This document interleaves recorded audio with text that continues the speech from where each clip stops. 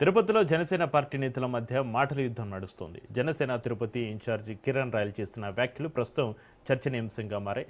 దాసరి రాము party మార్పులు, గత రాజకీయ పరిణామాలు, అలాగే ఆయనపై వచ్చిన ఆరోపణలపైన కిరణ్ రాయల్ తీవ్ర విమర్శలు చేశారు. 2019 ఎన్నికల తర్వాత కొంతమంది నేతలు పార్టీని వీడిన అంశాన్ని కూడా ఆయన ప్రస్తావించారు.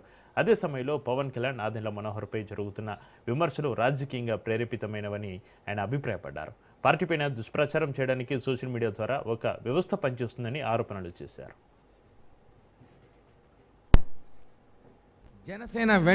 జనసేనతో పవన్ కళ్యాణ్ గారు వెంట నిలబడ్డారు. మా అందరికి మా పిఎస్సి చైర్మన్ నిలబడ్డారు. వైసీపీ డబ్బులు అమ్ముడుపోయి సిగ్గు లేకుండా లఫంగి మాటలు మాట్లాడతావు.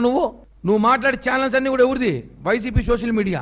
డబ్బులు తీసుకుని గంట కింద పేమెంట్ తీసుకుని నువ్వు మాట్లాడుతున్నావు. నేను ఇంటర్వ్యూ చేసిన ఛానల్ ఏది? #1 న్యూస్ ఛానల్ ఎవరిది? అది వైసీపీ వాళ్ళది. నువ్వు మాట్లాడుతున్న సోషల్ మీడియా మొత్తం వైసీపీ వాళ్ళది. దాసరాము విశ్వాసం ఉండాలి.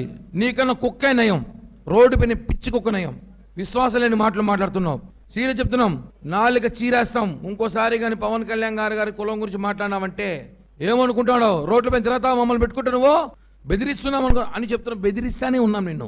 నువ్వు కాపు ముసుగులో పవన్ కళ్యాణ్ గాని మాట్లాడితే బట్టలు ఓడిస్తాం రాము చెప్తున్నాం. ఎందుకంటే మా లిమిట్స్ పవన్ కళ్యాణ్ గారి మీద నువ్వు మాట్లాడే వ్యాఖ్యలు చూస్తున్నాం. రోజు నువ్వు మాట్లాడుతున్న యూట్యూబ్ ఛానల్ కానీ వైసీపీ కండువా వేసుకొని మాట్లాడుకో ఇంకా అవసరమైతే.